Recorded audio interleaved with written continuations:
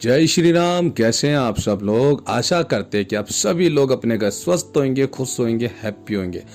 आज हम फिर से आप लोगों के लिए एक महत्वपूर्ण जानकारी ये लेके आए हैं कि पापों का फल तो सबको ही भोगना पड़ता है।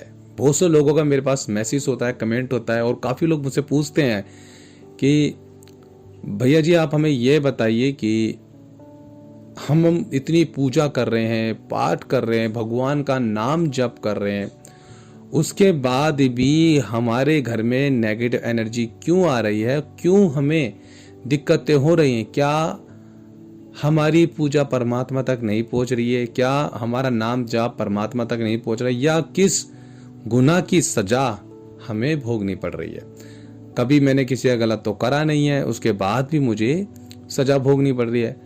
तो इसके बारे में आज हम लोग आपसे बात करने वाले और बताने वाले कि आप लोगों को जो नेगेटिव एनर्जी होती है या जो भी संकट होता है या कष्ट होता है या आपके साथ कुछ भी गलत होता है, उसका क्या परिणाम होता है, क्या है मतलब इसका।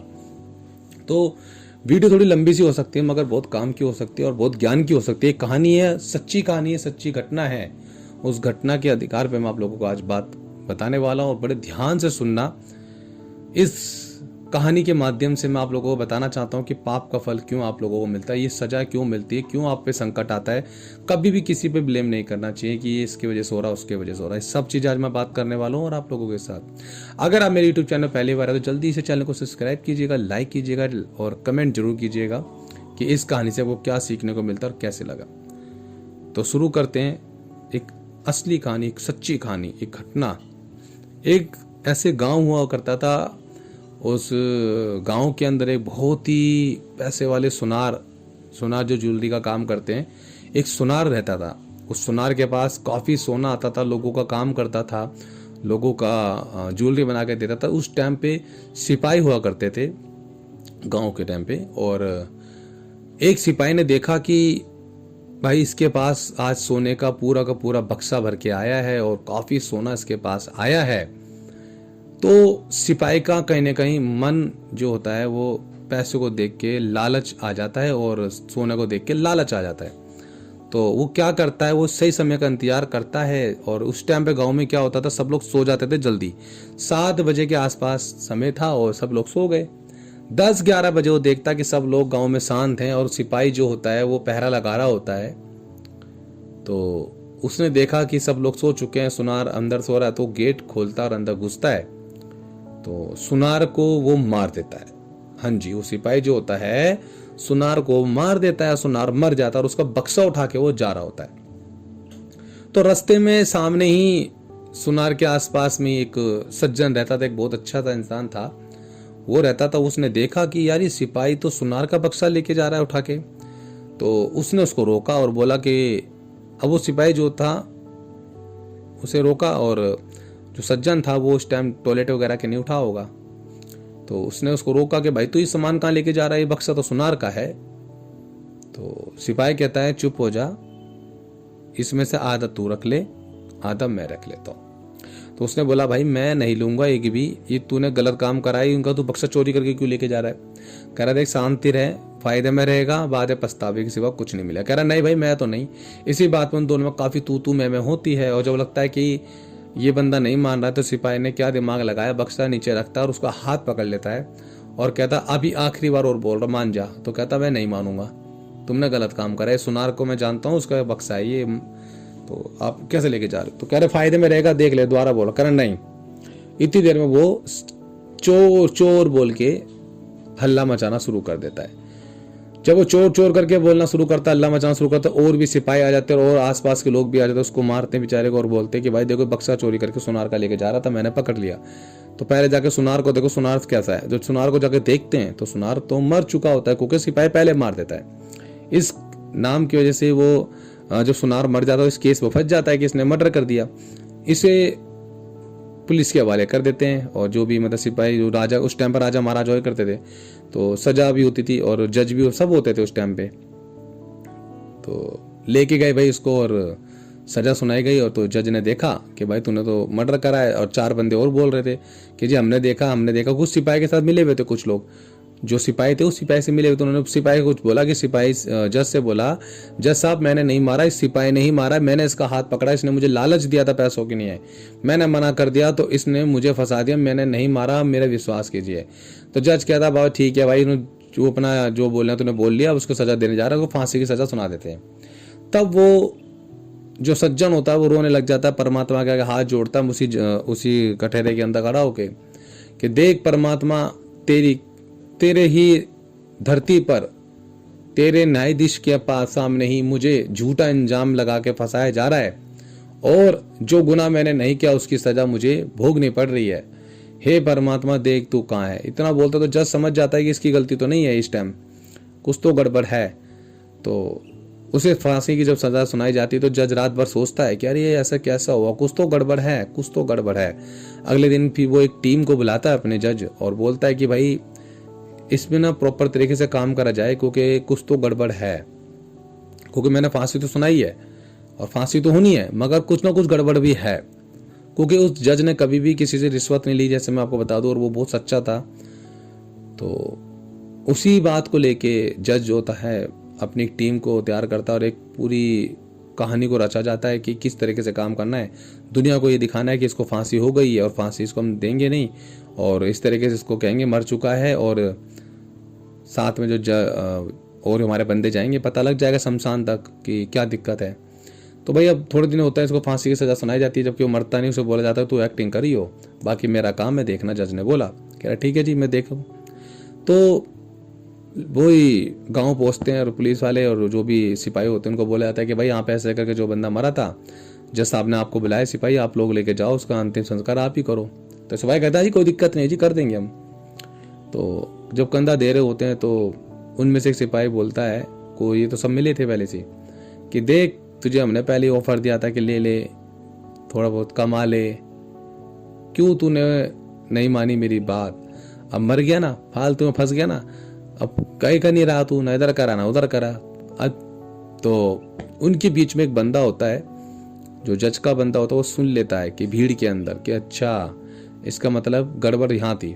तो भागा भागा जज के पास जाता है, जज को बोलता है जज साहब ऐसे जगह की चीज है। तो उसी टाइम जज सिपाही को भेजता है और उनको पकड़वाता है, उन्हें कोर्ट में पेश किया जाता है कि भाई तुमने झूठ झूठ बोला था और इसने जबकि मर्डर नहीं किया था, इस बेचारे को फालतू में फांसी की सजा होती। तो उनको जो जज होता है उसी टाइम उनको फांसी सुना देता है सिपाहियों को। ठीक है, अब जज बात करता है उस सज्जन से कि भाई तूने भी कुछ ना कुछ कर्म तो करा है जो तू आज इस कटहरे में खड़ा है, सच बता दिक्कत क्या है। तो कहता जज साहब मैंने कुछ नहीं कहा। सच बताने की कोशिश कर, मैं कुछ नहीं कह रहा और सच बताना बहुत जरूरी है मुझे। तो कहता जज साहब हाँ मेरे से भी एक मर्डर हो रखा है। तो ऐसे बोलता है वो, कहता हाँ आप सच बता। कह रहा मर्डर मेरे से हुआ था। कह रहा कब मारा था। कह रहा आज से कई साल पहले, 30 साल पहले, 40 साल पहले, या इस तरीके से वो बताता है 20-25 साल पहले मेरे से एक मर्डर हुआ था।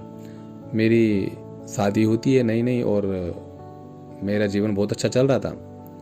इस बीच में एक लड़का मेरी वाइफ को पसंद करने लग जाता है और वो बार बार मेरी वाइफ के आगे पीछे घूमता है। तो उसको मैंने एक बारी दो बारी देखा और मैंने समझाया, वो नहीं माना। और एक बार में जब मैं काम करके आ रहा था तो वो मेरे घर के अंदर घुसा हुआ था, मेरी वाइफ के सामने खड़ा था। तो मुझसे बर्दाश्त नहीं हुआ और मैंने तलवार से उसकी गर्दन काट दी और उसको मार के नहर में फेंक दिया। तो इतना मुझे पता था कि हाँ भाई मैंने गुनाह करा है, और मुझे ये भी था कि कोई मुझे देख नहीं रहा बट परमात्मा को तो दिख रहा है। तो कह रहे थे साहब हो सकता है क्यों सजा इसी चीज की मिले। जज ने बोला देख भाई इस बार तो तूने गुनाह नहीं किया था, उसने गुनाह किया था, उसको फांसी हो रही है।